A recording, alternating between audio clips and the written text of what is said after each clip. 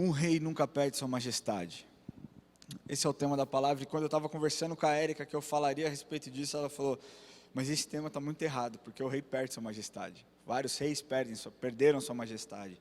Reis são depostos, reis passam o seu reinado para outras pessoas, mas sempre quando eu penso nessa frase, posso dizer que é um dito popular, eu penso na presença de Jesus, porque Jesus era rei antes de nascer, Jesus foi rei quando nasceu, e Jesus vai ser rei quando ele voltar, quando ele derrotar a besta e o anticristo, mas ele continua como rei.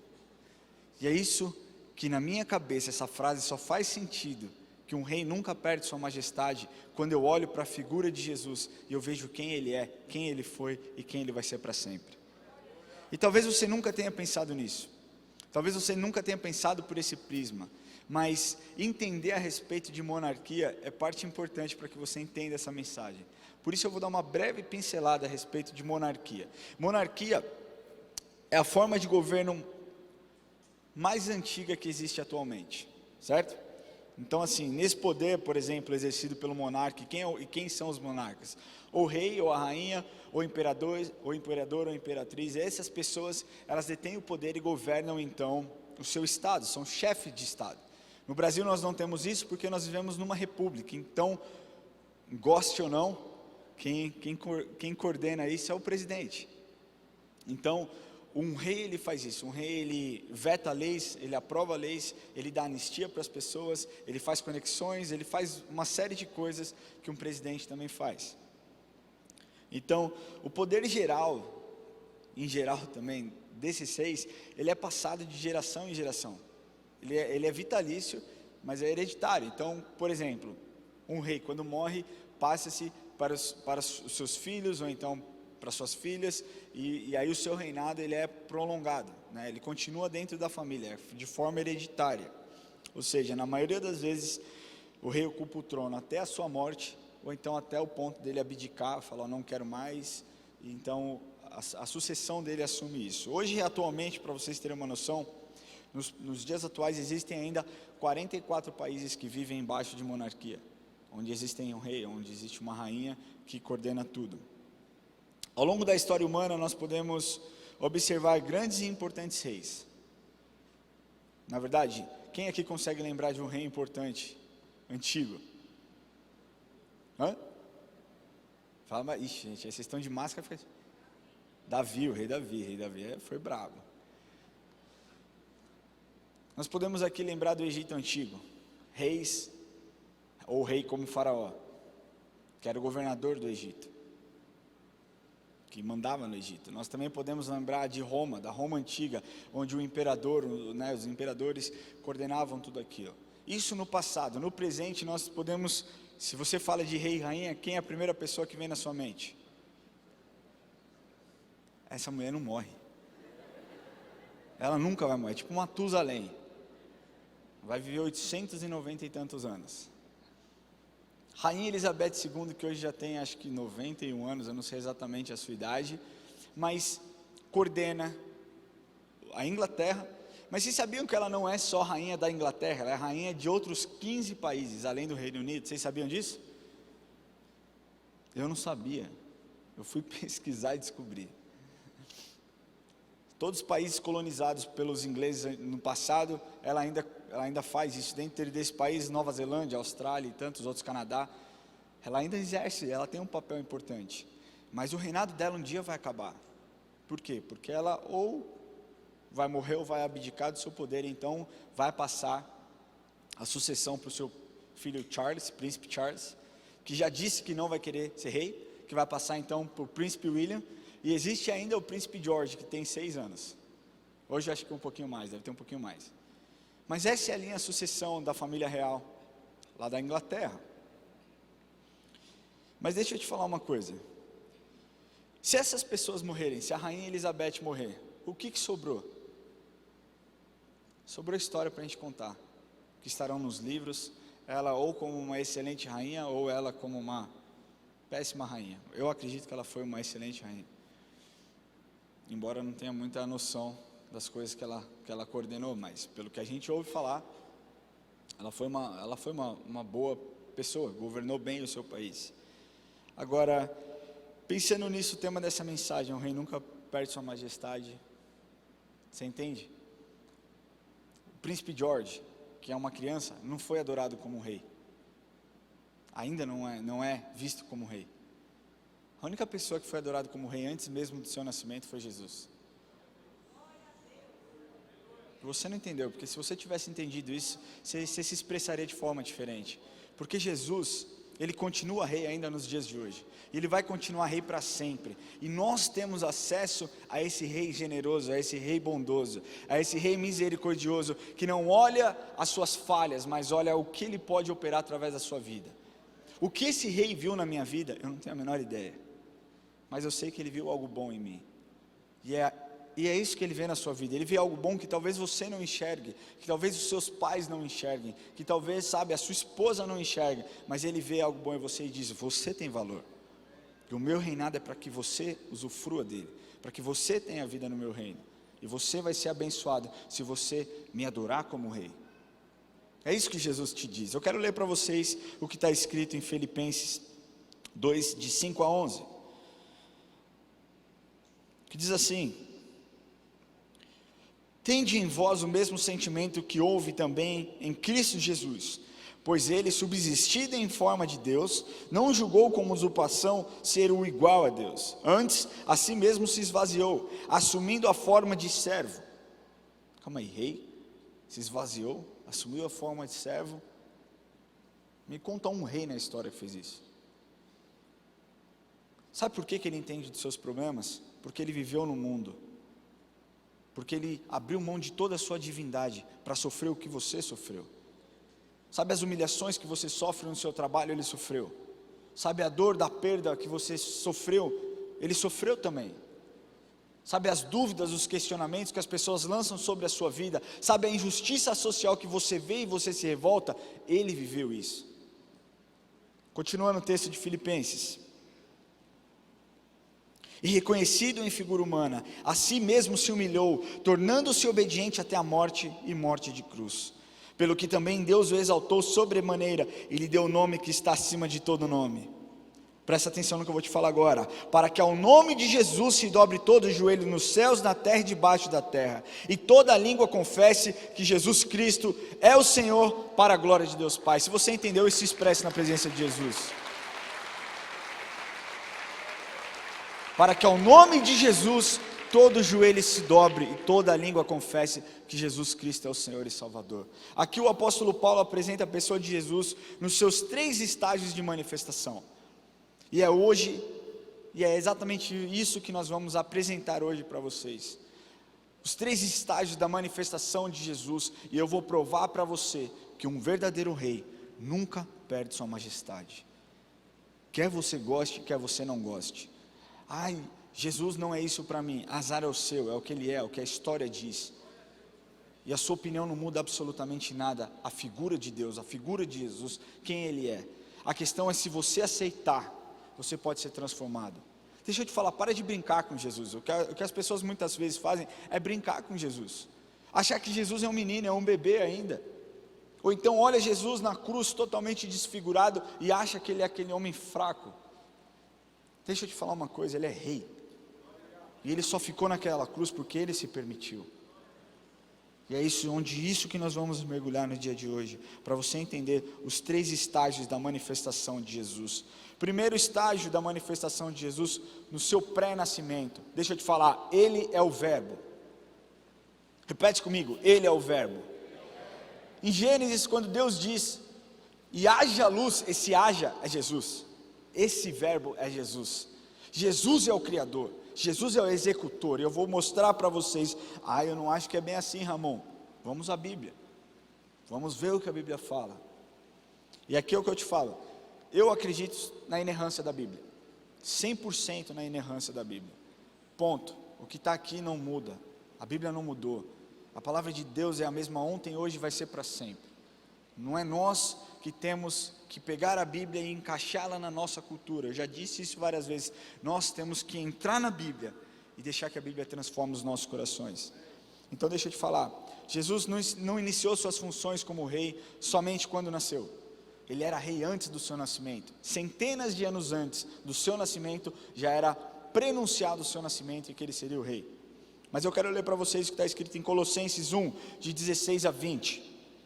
Diz assim: pois nele foram criadas todas as coisas, pois nele, Jesus, foram criadas todas as coisas, nos céus e sobre a terra, as visíveis e as invisíveis, sejam tronos, sejam soberanias, quer principados, quer potestades, tudo foi criado por meio dele e para ele, ponto. Tudo foi criado por meio dele e para ele.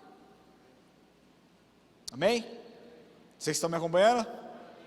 Meu irmão, se alegre, porque o que Jesus vai fazer hoje vai mudar a sua vida. A forma como você vai olhar para o Senhor, para Jesus daqui para frente, vai mudar a sua vida. Acredite no que eu estou te falando. E ele diz: ele é antes de todas as coisas, nele tudo subsiste. Ele é a cabeça do corpo da igreja. Ele é o princípio, o primogênito de entre os mortos, para que em todas as coisas tenha primazia, porque aprove a Deus que nele reside toda a plenitude, que havendo feito a paz pelo sangue da sua cruz, por meio dele reconciliasse consigo mesmo todas as coisas, quer sobre a terra, quer nos céus. João 1 diz assim: no princípio era o verbo, e o verbo estava com Deus, e o verbo era Deus. Vocês acreditam na Trindade? Vocês acreditam na divindade de Jesus mesmo antes do seu nascimento? Vocês acreditam que Jesus era Deus antes do seu nascimento? Amém? A Bíblia está falando. Ele estava no princípio com Deus, todas as coisas foram feitas por intermédio dele, e sem ele nada do que foi feito se fez. Mais uma vez, ele é o executor. Ele é o executor da criação do mundo. Ele é o executor da nossa salvação. Por isso que eu falo, quando as pessoas muitas vezes olham para Jesus, elas tendem a distorcer a imagem de Jesus. Mas Jesus veio para restaurar tantas coisas, para transformar tantas as visões erradas que nós temos, inclusive com relação ao Deus Pai. Porque as pessoas muitas vezes olham e falam: nossa, Deus é bravo.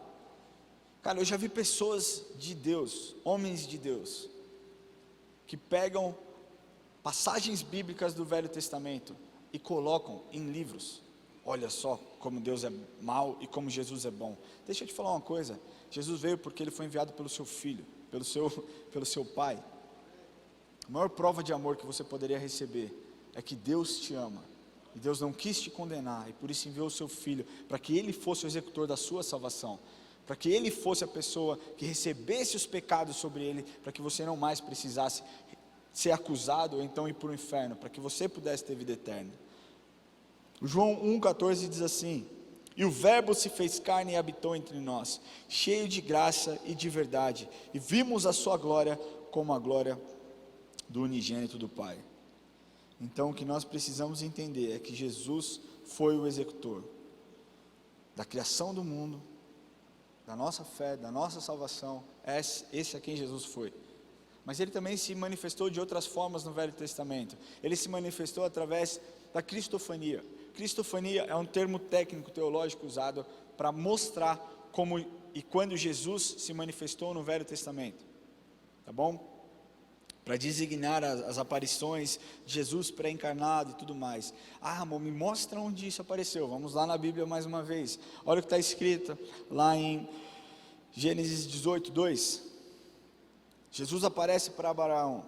Diz assim: levantou ele os olhos, ele quem? Abraão. Olhou e eis 3 homens de pé em frente dele. Vendo-os, correu da porta da tenda do seu encontro, prostrou-se em terra e disse: Senhor meu, se achas misericórdias ou mercê em tua presença, rogo-te que não passes o teu servo. Isso aqui é Abraão falando com Jesus. Essas 3 pessoas, esses 3 anjos que apareceram, um desses anjos era Jesus. Vocês lembram que depois 2 anjos foram até Sodoma e Gomorra, destruir Sodoma e Gomorra, e salvaram Ló e sua família, mas a sua esposa morreu, porque olhou para trás, desobedecendo uma ordem direta dos anjos. Essa pessoa que fica com Abraão, conversando com Abraão e falando para ele: Abraão, eu farei você pai de nações, pai de multidões, e conversa com Abraão, e tem um tempo com Abraão, essa pessoa é Jesus. E não sou eu que estou falando, relato, Bíblia. Outra pessoa que Jesus apareceu foi Moisés, em Êxodo 3, de 3 a 5. Então disse consigo mesmo, Moisés dizendo: irei para lá e verei essa grande maravilha, porque a sarça não se queima. Vendo o Senhor que ele voltava para ver Deus, e esse Deus aqui não é Yahweh, esse Deus aqui é Jesus. Deus do meio da sarça o chamou e disse: Moisés, Moisés. E ele respondeu: eis-me aqui. Deus continuou: não te chegues para cá, tira as sandálias dos teus pés, porque o lugar em que estás é terra santa. Existem provas e mais provas que Jesus estava no Velho Testamento. Jesus apareceu centenas de anos antes. Jesus estava lá com essas pessoas. E essas pessoas tiveram sucesso porque foram obedientes. Quando Jesus manda Moisés tirar as sandálias, Moisés tira as sandálias. Quando Jesus manda Abraão se prostrar, Abraão se prostra. Quando Jesus manda você fazer alguma coisa, ou nós nos dias de hoje fazer alguma coisa, nós questionamos. E é por isso que nós temos uma completa falta de eficácia nas coisas que nós fazemos. Porque muitas vezes nós somos movidos pelas nossas emoções, pelas nossas inseguranças, pelos nossos medos, pelas nossas dificuldades, e não somos movidos pela voz de Jesus que nos guia. Como que eu consigo a resposta de Deus, Ramon? Bíblia. A Bíblia não vai ter todas as respostas que você quer, mas ela vai ter todas as respostas que você precisa. Você querer e você precisar são duas coisas completamente diferentes. O meu filho, ele pode querer várias coisas, ele pode querer brinquedos e mais brinquedos, mas eu sei as necessidades, eu sei o que ele precisa, e eu vou suprir as necessidades, não conforme aquilo que ele deseja, mas conforme aquilo que eu vejo que ele precisa. Jesus vê você da mesma forma. Eu não estou te falando que Jesus não te mime, não dê mimos para você, ele faz isso, mas deixa eu te falar uma coisa: seja grato por aquilo que você tem. Seja grato pela presença de Jesus na sua vida. Eu vou contar uma história para vocês aqui, que eu acho que eu nunca contei. Eu sou pai, eu amo mimar o meu filho, os meus filhos, eu amo mimar a minha esposa, porque eu gosto disso. E um dia eu fui viajar, nós estávamos viajando, e todo mundo sabe aqui o preço que é, você rala o ano inteiro, vai juntando dinheiro de onde dá, você aperta de onde dá para fazer uma viagem, aí você vai fazer uma viagem, e a minha oração foi: Senhor, indo para o aeroporto, Senhor, Jesus, eu queria ser muito mimado pelo Senhor, sabe, eu queria que o Senhor me mimasse, sei lá, me dá um assento legal no avião lá, sabe, tranquilo, sabe, que seja muito gostoso lá, e uma palavra martelando no meu coração: gratidão, gratidão, seja grato, seja grato. Eu falei: eu sou grato, posso pedir, se ele não quiser ele não me dá, não é verdade? Vou pedir: Senhor, eu quero que o Senhor me mime, beleza, fiz o check-in, entrei no avião, sentei, fiquei lá 40 minutos sentado, e ninguém veio do meu lado, gente. Eu falei: é Deus honrando, né?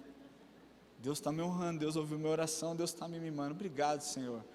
E o meu coração estava lá: seja grato, seja grato, seja grato. Aconteceu que tinha um cidadão, que deve ter sido enviado por Satanás, brincadeira, não foi enviado por Satanás não, mas foi a última pessoa a entrar no avião, e o cara, sem brincadeira, eu acho que ele devia ter uns 200 quilos, cara, e ele sentou do meu lado, tinha um assento livre na minha frente, ele veio do meu lado, ele sentou do meu lado, ele viajou as 8 horas de viagem com o cotovelo na minha costela. Eu juro, eu não posso jurar, gente, mas Deus é testemunha. Eu falei: Deus, eu só pedi para ser mimado, só isso, era só o Senhor falar não, e segue o jogo. Gente, eu juro, eu já trinquei a costela treinando, era uma dor insuportável, e aquele cara com o braço assim, o avião já é grande, né, o assento já é bem, mas enfim, chegamos lá, eu falei: beleza, Deus vai me honrar, né, Deus, passei pela prova aqui, não reclamei, mas Deus vai me mimar de uma outra forma, e toda vez que eu pensava essa palavra, vinha a gratidão: seja grato, eu sou Jesus, eu dei o que você tem. E aí fomos fazer o check-in, eu fiquei 2 horas e meia, check-in não, passar na alfândega, eu fiquei 2 horas e meia em pé, nunca aconteceu isso na minha vida, 2 horas e meia em pé para passar na porcaria de uma cabine, para o cara olhar para a minha cara e carimbar o negócio. Não satisfeito, fui embora, paramos numa cidade onde nós iríamos parar, e fui depositar o dinheiro que eu tinha. eu tinha levado algum dinheiro e eu levei e fui depositar, porque eu fui para os Estados Unidos, e nós fomos fazer algumas coisas, dentre essas coisas, arrumar algumas papeladas do John que nasceu lá. Então, eu depositei o dinheiro no meu banco, só que a hora que eu depositei, o recibo que a máquina me deu, aquela máquina estava endemoniada, cara. Eu vou falar para vocês, foi tipo assim, ela me deu um recibo de 5% do valor que eu depositei. Eu nunca vi isso acontecer, Eu liguei para você, né, pô? E eu falei, eu estou ferrado, cara. Porque agora, e se esse cara não quiser mais me dar o dinheiro aqui? Porque está aqui, está o comprovante, a minha palavra conta da máquina. Eles vão acreditar na máquina, não vão acreditar em mim. E no meu coração estava gratidão, seja grato. E eu fui embora, passei no banco, conversei com o gerente falou, não, é muito difícil disso acontecer, mas acontece, fica tranquilo, nós acreditamos no que você está falando, a diferença, né? Nós acreditamos no que você está falando, só que esse processo demora de 3 a 5 dias. Eu falei, está tudo bem. Quando eu entrei no hotel, eu botei o meu joelho no chão e eu entendi. E eu pedi perdão para o Senhor, eu falei, Senhor, eu entendo que eu tenho mais do que eu mereço. Eu sei que eu posso te pedir, mas eu sei o que o Senhor quis me ensinar no dia de hoje, para eu ser grato nas pequenas coisas. Sabe, quando nós vimos a presença de Jesus nas nossas vidas, nós temos uma gratidão tão grande, nós não focamos naquilo que nós não recebemos, mas o nosso foco é naquilo que Ele já fez por nós, naquilo que Ele já proveu por nós. Se você não tem algo para ser grato, algum bem material que você deseja para ser grato, pensa no sacrifício de cruz que Ele fez por você. Se isso não for o suficiente, eu não sei o que vai ser. Aliás, se isso não for o suficiente, nem se Ele desejar, e se Ele atender todos os desejos do seu coração, você vai ser uma pessoa satisfeita e completa, porque a salvação dele deveria nos bastar, a salvação de Jesus deveria nos bastar, amém? Glória a Deus. Segundo estágio de manifestação foi após o seu nascimento, quando Jesus nasceu. Então Jesus ele decide abrir mão de todos os seus atributos para vir para a terra, todos nós concordamos com isso. Se ele era rei, ele desceu para a terra, sua mãe não era da linhagem, não tinha um pai ou uma mãe como rainha ou como rei, então hierarquicamente ela não era uma rainha, então Jesus não poderia ser um rei, humanamente falando, mas Jesus abriu mão dos seus atributos para vir à terra, mas Ele não abriu mão da sua essência, e é isso que você precisa entender. A sua posição, quando Ele veio, foi uma posição de servo, mas a sua essência sempre foi de rei, nunca mudou, Ele nunca deixou de ser Deus, e mesmo abrindo mão de todas as coisas, continuou sendo adorado como rei. Vocês veem histórias, nós tivemos uma narração perfeita aqui do Dani Beltrão e da pastora Mariana, sabe, contando a respeito disso, como os reis magos se prostraram diante de Jesus, como os pastores chegaram até Jesus, foram guiados por anjos apareceram para os pastores e falaram, olha só, nasceu aqui, vai lá e adorem. Então, sabe, não foi no chute, eles não estavam passando lá, opa, que festa legal, hein, o que está rolando aqui, meu amigo, olha quantos animais, olha o bebezinho, vamos celebrar o nascimento. Não, eles sabiam quem estava ali, eles sabiam quem era aquele menino. Eu vou ler para vocês Mateus 2:2, os reis magos aqui, e perguntavam, onde está o recém-nascido rei dos judeus? Porque vimos a sua estrela no oriente e viemos para adorá-lo. Mateus 2:11, entrando na casa, viram um menino com Maria sua mãe, prostrando-se o adoraram e abriram os seus tesouros, entregaram-lhe suas ofertas, ouro, incenso e mirra. Jesus, ele era um recém-nascido, mas foi adorado. Um rei nunca perde sua majestade, mesmo como bebê. Ele era rei, e pessoas reconheceram ele como rei. Herodes tinha tanto medo que mandou matar todas as crianças abaixo de 2 anos, porque sabia que existia um verdadeiro rei. E quando o verdadeiro rei se levanta, meu amigo, esquece, ninguém pode com ele.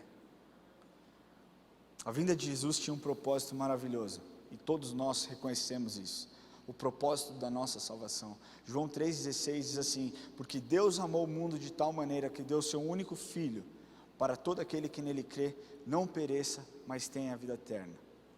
Deixa eu te falar uma coisa, todo aquele que nele crê, não adianta você só entender, é importante que você aceite no seu coração, e que você fale com a sua boca, porque quando nós fazemos isso, nós tornamos essa confissão uma confissão pública.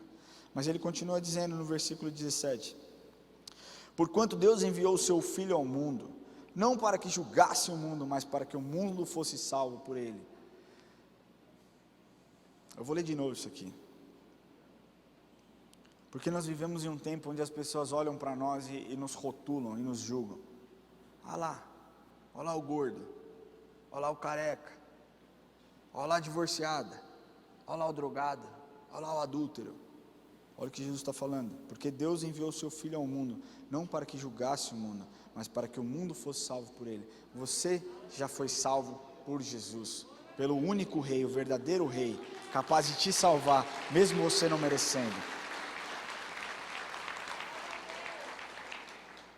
Jesus veio para mostrar que nele o nosso passado está perdoado. Como você entrou aqui hoje, eu não tenho a menor ideia. As coisas que você fez ontem à noite, eu não tenho a menor ideia. Mas se você estiver em Cristo, você é nova criatura. As coisas velhas se passaram e eis que tudo novo se fez. E é assim que funciona com Jesus. Ele veio para te mostrar que o seu pecado está no passado, se você pedir perdão para Ele. Existem algumas exigências, e dentro dessas é você pedir perdão para Ele e reconhecer.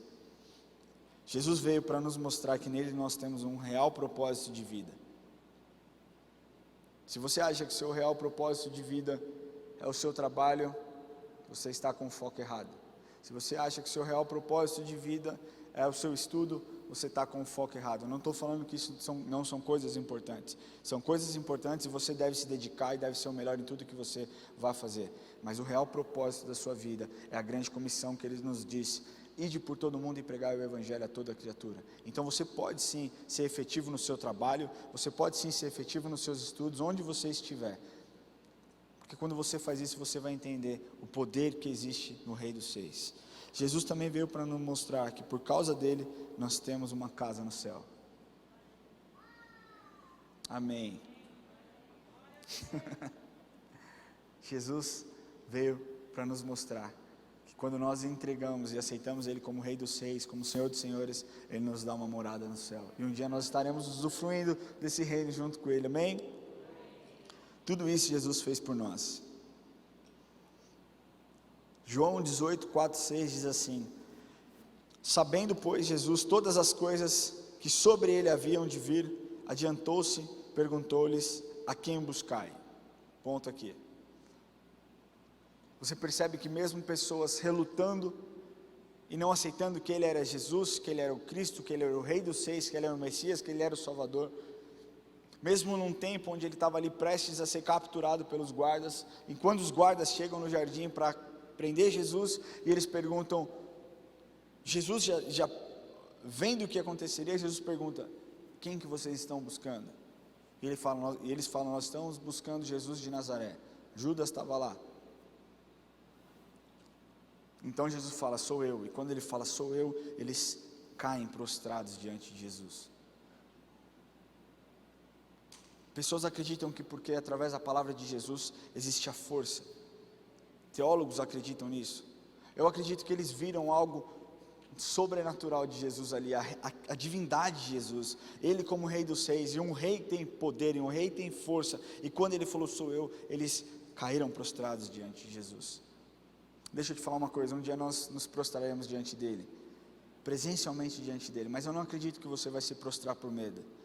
Você vai se prostrar porque vai ser impossível contemplar a sua face, a sua grandeza, a sua bondade. Você vai estar constrangido de olhar no rosto de Jesus e falar: uau, obrigado pelo que o Senhor fez por mim. Terceiro estágio de manifestação é Jesus ressurreto como Rei dos Seis. Você já entendeu Jesus antes do seu nascimento, você agora entendeu Jesus depois do seu nascimento, e agora você vai entender Jesus ressurreto, depois da sua ascensão, e como Ele vai vir no futuro. Preste atenção. Apocalipse 1, 10 a 18, diz assim, João contando, tá bom? O apóstolo João: achei-me em espírito no dia do Senhor e ouvi, por detrás de mim, grande voz, como de trombeta, dizendo: o que vês, escreve em um livro e manda às 7 igrejas, Éfeso, Esmirna, Pérgamo, Tiatira, Sardes, Filadélfia e Laodiceia. Voltei-me para ver quem falava comigo, e voltando vi 7 candeeiros de ouro, e no meio dos candeeiros um semelhante a filho do homem, com vestes talares e cingido. À altura do peito uma cinta de ouro, a sua cabeça e cabelos eram brancos como alva lã, como neve, os olhos como chamas de fogo, os pés semelhantes ao bronze polido, como que refinado numa fornalha, a voz como voz de muitas águas. Tinha na mão direita 7 estrelas, e da boca saía-lhe uma espada afiada de 2 gumes. O seu rosto brilhava o sol na sua força. Quando vi, caí a seus pés como morto. Porém, ele pôs sobre mim a mão direita, dizendo: não temas, eu sou o primeiro e o último, aquele que vive. Estive morto, mas eis que estou vivo pelos séculos dos séculos, e tenho as chaves da morte e do inferno. João continua dizendo no capítulo 19:13, está vestido com um manto tinto de sangue, e o seu nome se chama Verbo de Deus. Versículo 16, tem no seu manto, na sua coxa, um nome escrito: Rei dos reis e Senhor dos senhores.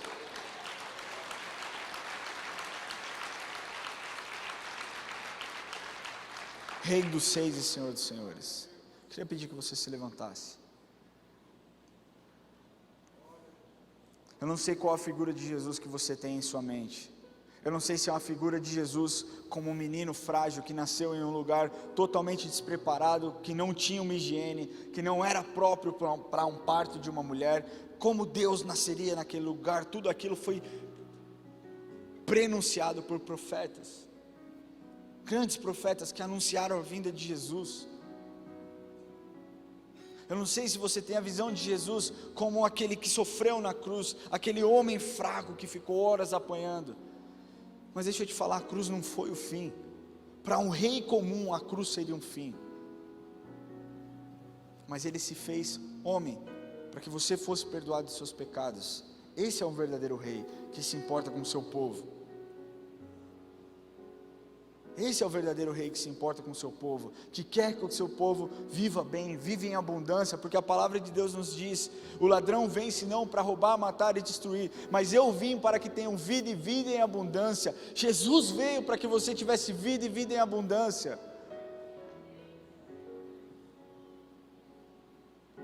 Eu não sei qual a imagem de Jesus, eu espero que a imagem que você tenha de Jesus tenha sido transformada no dia de hoje, e que você comece a adorá-lo por quem Ele de fato é. Ele é Rei dos reis, Ele é o Senhor dos senhores, Ele é o princípio, Ele é o fim, Ele é o alfa, Ele é o ômega, Ele é o consumador da nossa fé, Ele é o executor das boas obras, Ele é o executor da criação, Ele é o executor da sua salvação.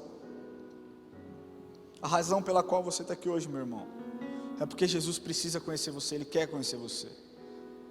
E você não está aqui porque você caiu aqui de paraquedas. E estava de bobeira em casa e decidi ver a minha sobrinha dançando. Não, você está aqui porque Jesus quer te conhecer, e de uma forma sobrenatural Ele te dirigiu para cá. A palavra de Deus diz que não fomos nós que chegamos a Ele, mas Ele se achegou a nós. E se você está aqui é porque Ele se importa com você. Mas para que isso aconteça, para que você usufrua do reinado dEle, existe uma exigência: que você entregue o seu coração para Jesus,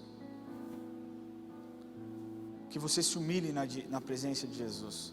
E se humilhar na presença de Jesus é reconhecer: você é Deus e eu não sou, você salva e eu não salvo, você cura e eu não curo, você transforma e eu não transformo. Jesus, eu preciso do Senhor.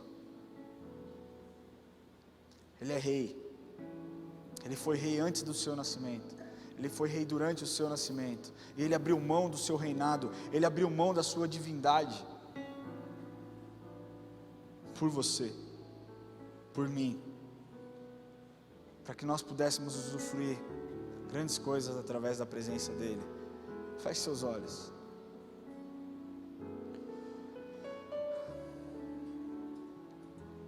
Existe alguém aqui que deseja entregar a vida para Jesus?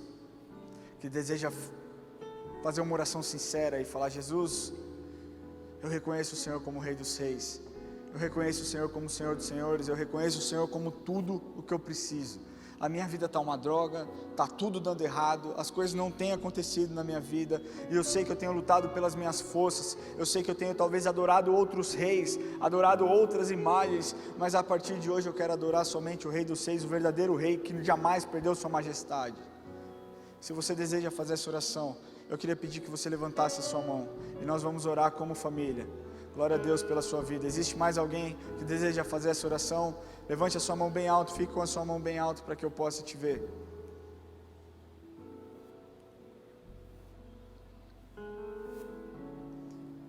Se você deseja fazer essa oração, mais uma vez, é tempo de você entregar o seu caminho ao Senhor.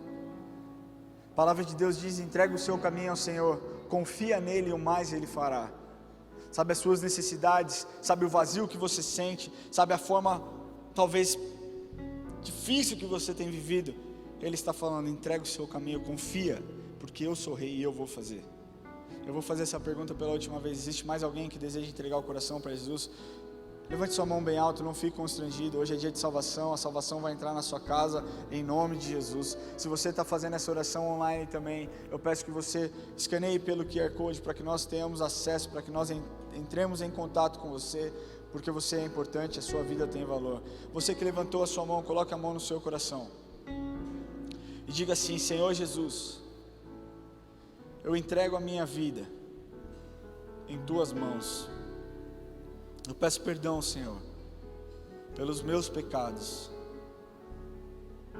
Jesus, eu aceito o Senhor como meu único Senhor e Salvador. Que a minha vida resplandeça a Tua graça, a Tua bondade, o Teu amor. Em nome de Jesus.